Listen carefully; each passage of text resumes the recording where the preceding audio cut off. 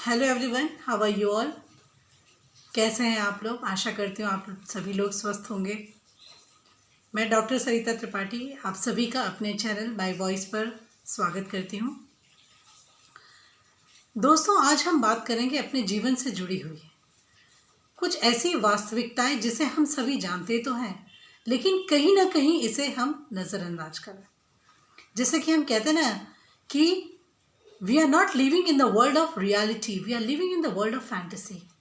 और वही चीज़ हमने अपने बच्चों को सिखाई है। हम लोग वास्तविकता को छोड़ एक काल्पनिक दुनिया में जी रहे हैं। और ये बातें मैं इसलिए बोल रही हूँ कि पिछले कुछ दिनों से हम हर तरफ यही बातें सुन रहे हैं। डिप्रेशन, टेंशन, स्ट्रेस, एंजाइटी, चारों तरफ यही इसी तरह की बातें हम लोगों को सुनाई दे रही हैं।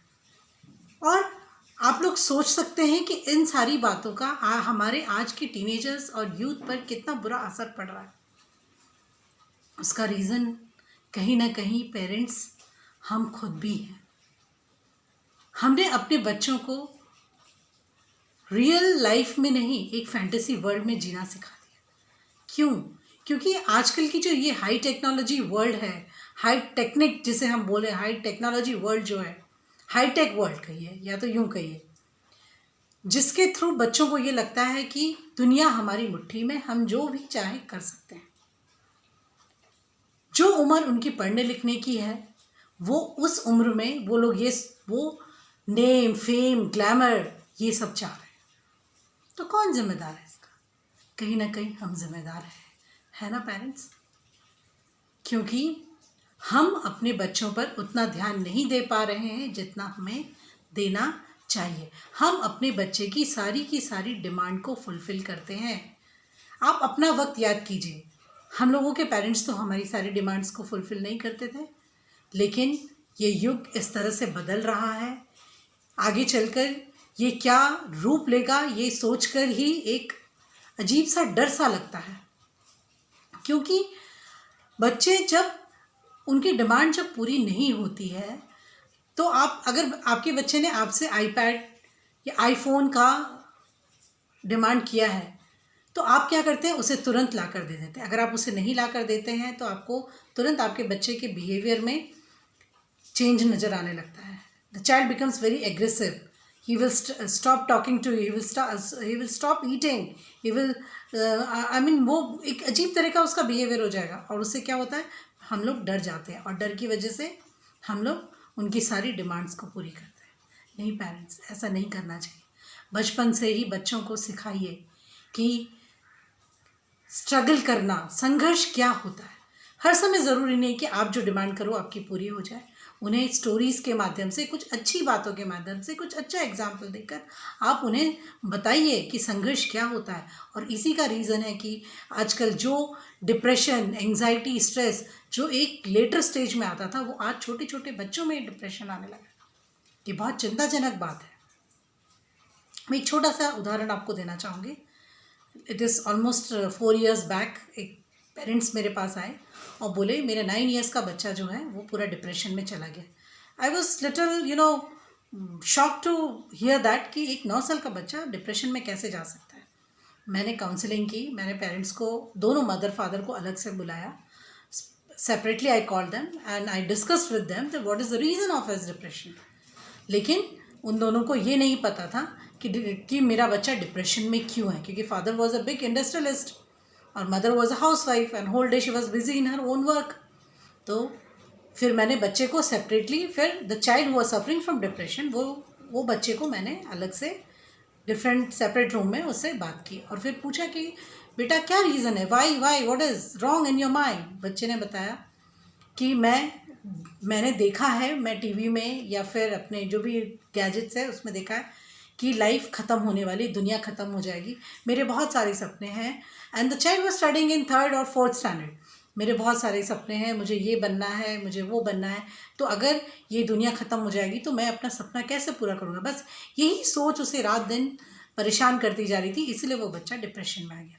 और पेरेंट्स क्या करते हैं? अल्टीमेटली न्यूरोलॉजिस्ट के पास जाते हैं और न्यूरोलॉजिस्ट उन्हें डिप्रेशन की दवा खिलाना शुरू कर दें। तो इससे बेहतर ये होता कि अगर वो पेरेंट्स बच्चे से अपना एक दोस्त के रूप में या एक फ्रेंडली उससे बातें करते, उसके मन की बात, उसकी मानसिकता जानने की कोशिश करते, तो शायद ज़्यादा अच्छा।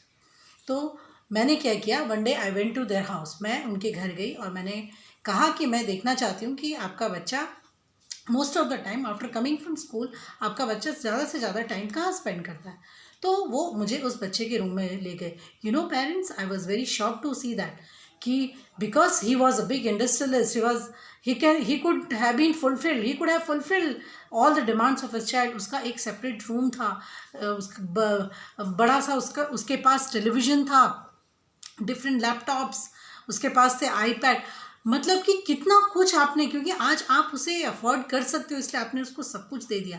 लेकिन आपने कभी ये जानने की कोशिश नहीं की कि, और सेपरेटली अकेला बच्चा, आजकल एक और ट्रेंड चला आया है कि हम बच्चे जब 3 से 4 या 5 साल के होते हैं तो उसे एक सेपरेट रूम दे देते हैं, ठीक है, और उसके बाद देखते भी नहीं है कि वो क्या कर रहा है। तो parents never bother to observe what the child is doing. इसीलिए पेरेंट्स, मैं बार बार बोलती हूँ कि बच्चा कुछ भी कर रहा है आप उसे ऑब्ज़र्व कीजिए, ऑब्ज़र्व करते रहिए, पता करते रहिए, उसके अच्छे दोस्त बनिए। कभी कभी बच्चे अपने पेरेंट्स को अपने दिल की बात नहीं बता पाते हैं, तो कोशिश कीजिए जानने की कि उसका कौन सा फ्रेंड है जिससे वो अपनी सारी बातें शेयर करता है।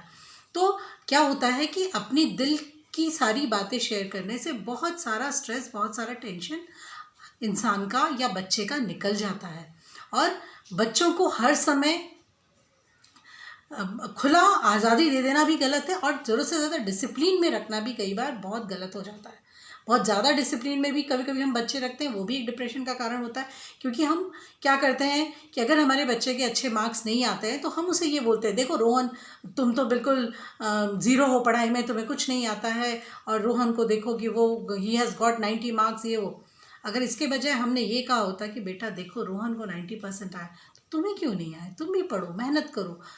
तो this is the way, counselling, talking to them, interacting, जितना ज़्यादा से ज़्यादा इंटरैक्ट आप बच्चों से कीजिएगा उतना ज़्यादा बच्चों में ये डिप्रेशन और ये टेंशन और ये स्ट्रेस नहीं आएगा। तो ये किसकी जिम्मेदारी है, पेरेंट्स?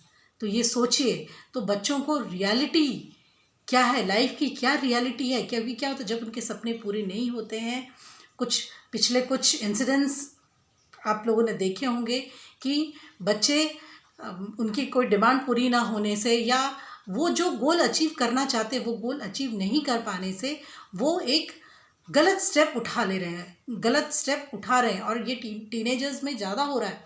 तो पेरेंट्स, आप अपने बच्चों का अच्छे दोस्त बनिए, उन्हें प्यार से, बहुत प्यार से उन्हें समझाइए अपने तरीके से, और उनके मन में क्या चल रहा है, वो क्या सोचते हैं, उनकी पसंद नापसंद क्या है, ये पेरेंट्स आप ही जान सकते हैं। And only parents are the best friends of their children. So और यही तरीका है कि हम आज अपने बच्चों को, अपने यूथ को ये डिप्रेशन, ये एंजाइटी, ये टेंशन, ये स्ट्रेस से बचा सकते हैं। तो बार बार बच्चों को भी ज़्यादा से ज़्यादा प्रेशर देना, कंपैरिजन करना दूसरे बच्चों से, ये करना आप बंद कीजिए। उस बच्चे में क्या बेटर टैलेंट है, उसका इंटरेस्ट किस में, क्या क्या स्किल्स है उसमें, उस पर उसको ज़्यादा फोकस करने की प्रेरणा दीजिए। इंस्पायर द चाइल्ड कि वो तुम ये करो, अच्छा ठीक है ये नहीं कर पाए तो ये करो, आज इस बार तुम्हारे मार्क्स कम आए हैं, no problem, try next time, try and try till you get success. इस तरह से अगर आप बच्चों को समझाएंगे तो my dear parents, I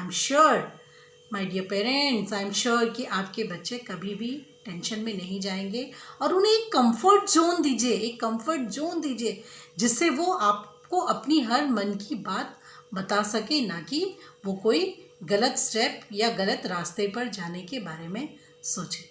okay parents, okay dear friends, I think if you will go through this way, definitely you will get success. Okay, thank you so much.